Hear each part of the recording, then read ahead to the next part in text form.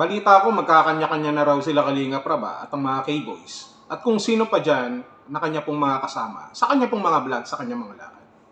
Well, sa tingin ko, it's about time na magkaroon ng pagbabago and dito natin makikita kung hanggang saan po ang dedikasyon, ang kakayanan ng ating pong mga kasamahang K-Boys. Knowing na, sabi nga ni Kalinga Prab ay magkaroon po sila ng kanilang mga sariling lakad, ipagpatuloy ang pagcha-charity, ipagpatuloy ang kanila pong pagkakawang gawa na hindi naman sa lahat ng oras ay kasama nila sa Kalinga Prab. Though, Kalinga Prab is trying is everything sa pagbablog, subalit kagaya nga ng sabi niya, ay hindi niya daw lahat mapagbibigyan at hindi lahat ay maisasama niya. And to that point, sa tingin ko ay hindi na rin masama sapagkat nagawa na rin ni Kalinga Prab ang kanyang makakaya para masuportahan hindi lamang ang mga beneficiaries, kung hindi pati na rin ang mga K-Boys, ang kanyang mga kasamahan sa pagbablog. At sabi ko nga, well, it's about time para malaman natin kung ano po ang kanila pong kakayanan. Subalit, bago ang lahat ng yan, pakinggan muna natin ang sinabi ni Kalinga Prab. Sa mga kasamahan ko naman, ng mga dati kong kasama na ngayon ay kanya-kanyang lakad, yung iba nasa Kalingap tahanan. Ito yung right time na pakita natin sa mga viewers na tayo talaga may pusong kalingap. Tumulong tayo sa abot natin mga kaya, mag-vlog tayo sa kahit mag-isa tayo, may kasama tayong kaibigan. Kasi ngayon talaga hindi ko pa kayang shoulder lahat. Hindi ko pa kayang pasanin lahat. Kumbaga ngayon back to basic ako, focus ako sa family at yung mga kasama natin sa bahay. At the same time, pag-travel, which is yung matagal na namin gusto. Hindi ko naman kayang isama lahat eh. Masasama ko yung iba pag may vlog ako sa main vlog, main channel, pwede ko silang isama. Pero dito sa family vlog talagang hindi ko kayang isama lahat. Ito kasi yung pinakagusto ko talaga. Hindi lang to tungkol sa views, sa pera na syempre kung yun talaga yung habol, kung lang yung habol natin, pwede tayong puro love team na lang or sa main channel tayo ma-stick, yung mga kung ano-anong gawin natin. Diba? Daily vlogs para may income. Syempre daily vlogs, more revenues din. Pero dito, hindi yung all about sa ganung bagay.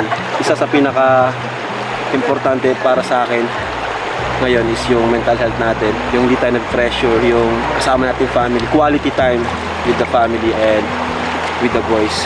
Kaya yun po yung talagang hindi ko pwedeng i-give up for now kasi sisimula pa lang tayo at nag-enjoy ako sa ginagawa namin ngayon. Hindi ko naman sinabi na mag-iwa-hiwalay na kami. Mayroon pa naman tayong mga serye na binablog sa main channel natin. Ano? So, yun yung time na magkakasama ulit kami. So yun, good luck po sa ating lahat. At alam kong kayang-kaya natin to. Kasi ang goal lang naman natin, makatulong sa magitan ng pag-vlog natin. Oh, nakita nyo na. Maliwanag pa sa sikat ng araw yung sinabi ni Kalinga Prab para hindi natin maintindihan. Mas maliwanag pa sa mga nagliliparang mga missiles dito sa Middle East. Dumarating talaga ang pagkakataon na hindi sa lahat ng oras ay masasabi mong may forever. Sabi ni Kalinga Prab, magko-concentrate siya ngayon sa kanya pong family vlog. At sabi niya rin na yung kanya mga kasamahan, yung mga K-Boys at kung sino pa, ay magpatuloy lamang sa paglilingap.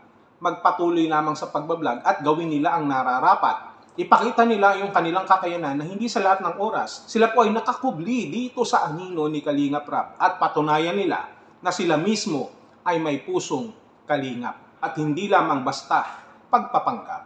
Magkakaalaman tayo ngayon dyan sapagkat hindi na lahat kailangan pang i-accommodate ni Kalinga Prab. Sabi nga ni Kalinga Prab, nag-e-enjoy na siya doon sa kanyang vlog na ginagawa ngayon. Gustong magkaroon ng katahimikan ni Kalinga Prab. Gusto niyang maging komportable siya sa kanyang mga ginagawa. At ang sabi niya nga, kung gugustuhin niya man, makakapag-vlog naman siya. Doon sa kanyang main channel, pwede niyang araw-arawin na malaki ang kita, subalit hindi niya ginagawa sapagkat ang importante sa kanya, yung kanyang sariling pagkatao, yung kanyang kalusugan, yung kanyang pamilya, yung masaya siya sa kanyang ginagawa, na hindi na lang puro bashing, ginawa mo na ang lahat na, subalit marami ka pa rin natatanggap na pangungutya. Marami pa rin ang hindi satisfied, na hinahanap nila kay Kalinga Prab yung mga bagay na hindi naman dapat hinahanap. Panay ang pamumuna at wala ng katahimikan at ito ang gustong maputol ni Kalinga Prab. Mag-vlog ng tahimik, pagod ka na nga sa pagbablog, katawan mo pagod, isipan mo pagod, lahat-lahat na pagod sa'yo. Ginawa na lahat ni Kalinga Prab ang lahat, subalit hindi niya pa rin tuluyang makita yung hinahanap po niyang kapayapaan at kaayusan. Yung kasiyahan at contentment na nakikita niya lamang dito sa ginagawa niya ngayon. Kaya nga sinabi niya na masaya siya sa kanyang ginagawa ngayon. So ano ngayon ang mga mangyayari dito sa mga K-Boys at sa iba pang mga vloggers na alam natin kasama ni Kalingap Rab? Dito ngayon mapapatunayan kung hanggang saan talaga sila. Na kung kaya nilang panindigan ang kanilang pagiging K-Boys. Sapagkat ang pagiging K-Boys, ang pagiging charity vlogger na kasama ni Kalingap Rab ay hindi lamang siyempre nagtatapos sa pangalang K-Boys. Kung hindi, patunayan nila na sila ay karapat-dapat at hindi nagkamali si Kalingap Rab ng pagpili sa kanila, ng pagtulong sa kanila. Ngayon, na sila ay kilala na. Dahil kay Kalingap Rab, patunayan rin nila ngayon na kaya nilang tumayo sa sarili nilang mga paa.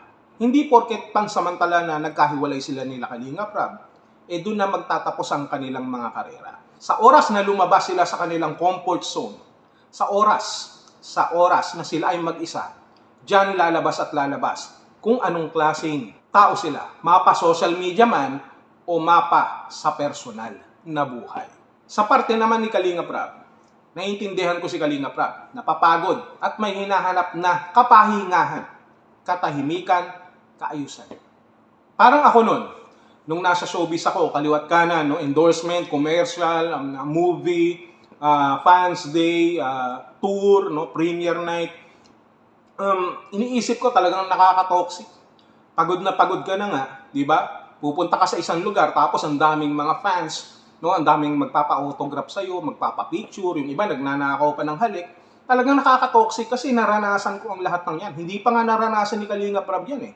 Pero ako naranasan ko kaya dahil could you imagine, hindi ako magpagsalita kasi parang nanunumbalik sa akin eh. Nababurnout ako, napapagod ako, tao lamang tayo. No, masaya tayo na nandiyan sila ng mga nagmamahal sa atin, na sumusuporta. May mga pagkakataon na gusto mong mapag-isa, mapahinga. Doon sa mga tao din naman na hindi lahat gusto ikaw. Hindi lahat gusto yung ginagawa mo. At kahit tama ang ginagawa mo, sisirain ka pa rin. Ganyan ang showbiz. At ngayon, ganyan ang nangyayari sa social media. Parehas lamang. Naranasan ko na ang lahat ng yan. World tour, talagang nakakapagod. Commercial endorsements, lahat na. Concerts, ano pa. Wala na akong eksaktong salita o maalala na mga bagay na hindi ko pa nagawa. Nakaka-burnout. Kaya nga, sana, sa kabila ng lahat ng yan, nakapagbigay naman ako ng kasiyahan noon. Pero may mga tao pa rin na pilit kang binababa. Lalo na yung MTRCB noong nakaraan, pilit akong nahanapan ng butas. Naging leading actor ako ng Seiko Films. No, na mga kasabayan ko pa noon sila Gardo Bersosa, Leandro Baldemor, Anton Bernardo, Sabrina M, no, Claudia Coronel, Priscilla Almeda, Rosana Roses. Yung mga yan, hindi pa rin sapat. May mga naririnig at naririnig ka pa rin. Kaya nakakapagod talaga, nakaka-stress. Kaya sabi ko dun sa mga kasamahan ko, yan, sila Birador, sila Kuya July, sabi ko magkanya-kanya muna kami. Sila Jovelito, Dindo, sila Boss Bayona. At sa tingin ko, it's about time dahil kailangan naming magpahinga rin. At gawin yung kanya-kanya naming mga karera. At gawin yung mga makakapagpasaya pa sa amin. Sapagkat hindi sa lahat ng oras, pera-pera lamang. Hindi sa lahat ng oras kasikatan. Hindi sa lahat ng oras impluwensya. Ang pinakamahalaga sa buhay ng tao, yung katahimikan, contentment na hindi manggagaling sa labas, kung hindi manggagaling mismo sa loob ng iyong pamilya. Kaya yan nga ang ginagawa ngayon ni Kalingap Rab. Kaya good luck sa mga K-Boys, sa mga ibang charity vloggers. Dito natin ipakita kung anong klaseng tao tayo. Kung tayo ba ay nakapaloob lamang sa pangalang K-Boys o tayo ay talagang miyembro ng Kalingap One Family.